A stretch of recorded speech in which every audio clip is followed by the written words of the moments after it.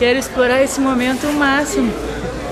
Estou com o professor Sérgio Pinto Martins aqui na Jornada Internacional de Direito, em Gramado. Ele falou sobre a flexibilização e das condições de trabalho. Além de comentar um pouco sobre o tema, eu queria que tu falasse depois sobre as duas obras que também foram lançadas recentemente, que foi essa daqui, Direitos Fundamentais Trabalhistas, e esse que é o mais novo, né? Convenções da OIT, que eu já estou fazendo uma tomada dos livros.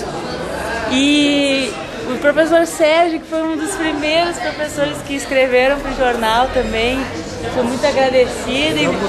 E eu passei uma vez estudando teus livros, passei uma vez. Não, mas passei porque realmente estou fazendo um depoimento meu mesmo, porque passei estudando pelos seus livros e os alunos, os estudantes que estavam fazendo a seleção estavam com medo de que não pudesse usar.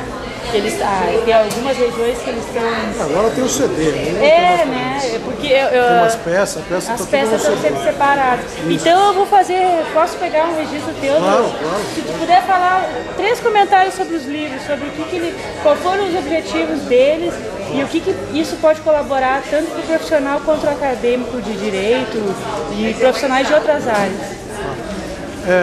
Sobre a flexibilização, é um tema que não é novo, é um tema que a cada crise ele volta a ser discutido novamente, mas ele serve, o livro, para qualquer crise, porque a situação continua sendo a mesma.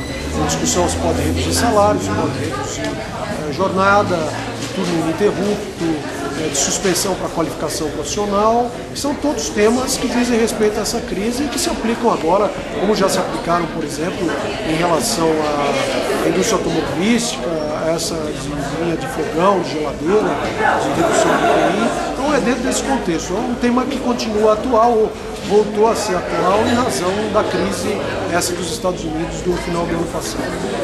O livro Direitos Fundamentais Trabalhistas, a ideia dele é aproximadamente, partiu de alguns estudos que eu fiz de certas convenções da OIT, que eu acho que elas têm repercussão no âmbito mundial, por exemplo, a Convenção 143 sobre o imigrante, mas elas não estavam tendo uma reflexão aqui. E mesmo em certos países, por exemplo, que a Espanha andou impedindo as pessoas de entrar, devolvendo pessoas para o Brasil, então foi dentro desse contexto. Aí foram feitos outros estudos, aproveitei também para estudar a Convenção 158 sobre dispensas e outras coisas. Foi dentro desse contexto dos direitos fundamentais e entender o que seriam esses direitos fundamentais. E o livro sobre convenções da OIT, que na verdade é uma compilação das convenções da OIT, as mais importantes, as que foram ratificadas pelo Brasil, e algumas das quais não foram ratificadas, que são importantes.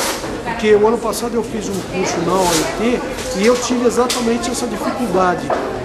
Você não tinha para o português certas convenções que são importantes. Então daí a ideia de ter isso à mão, de você não ter que ficar consultando em inglês, em francês ou às vezes até em espanhol, e que tivesse em português. Porque a OIT tem algumas, mas não tem todas as que estão aí. Então essa foi a ideia do livro.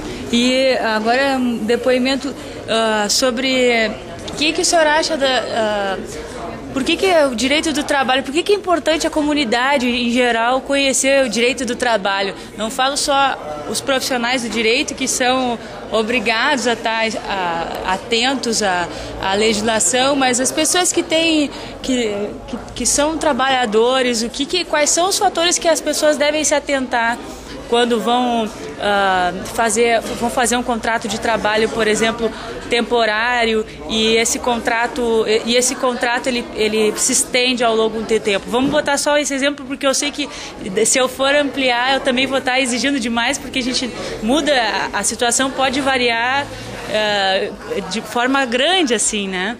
Eu acho que é uma legislação que tem que ser estudada porque muitas pessoas são empregadas, você tem um parente que é empregado, ou coisas assim, um amigo, e que há dúvidas sobre o que fazer ou deixar de fazer. Então eu acho que é importante a atuação disso. A Justiça do Trabalho tem um número de processos grandes em decorrência dessas crises que têm ocorrido, então em decorrência de tudo isso eu acho que é importante. E em relação a esses contratos de prazo determinado, eu acho que muitas vezes você já tem tudo isso na CLT e as pessoas não sabem ver, não sabem orientar. ou o empresário não entende o que perguntar, não sabe para quem perguntar. Então acho que é importante, se fosse efetivamente observada essa legislação, eu poderia contratar muitos trabalhadores até com base na própria CLT, sem nenhuma dificuldade, bastando observar os requisitos que ela estabelece. Ou seja, eu preciso justificar porque eu vou contratar, não posso fazer um contrato no prazo superior a 2 anos, não posso prorrogar mais uma vez, mas tem que observar 2 anos, se for contrato de experiência tem que ter 90 dias, assim por diante.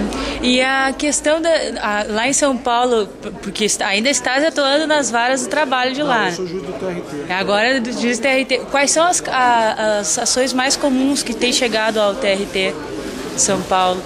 Tem alguma... Muitas coisas que têm chegado. O INSS tem entrado com muitos recursos, discutindo os acordos trabalhistas, se aquilo é salário, não é salário, se incide, se não incide, sobre quem incide. Então, tem havido um número grande de recursos do INSS, da União, de servidores públicos também, postulando às vezes verbas em relação aos empregados públicos, postulando verba de servidor público, sexta parte, forma de cálculo de gratificação, etc. Tem tido muitas ações repetitivas nesse sentido. Então, pelo menos o que eu tenho visto mais ultimamente tem sido algo nesse sentido. Eu quero agradecer, professor. Fiz assim um apanhado, tentei pegar as principais obras para deixar atento aos leitores e agora espectadores do YouTube, porque... Tá no YouTube?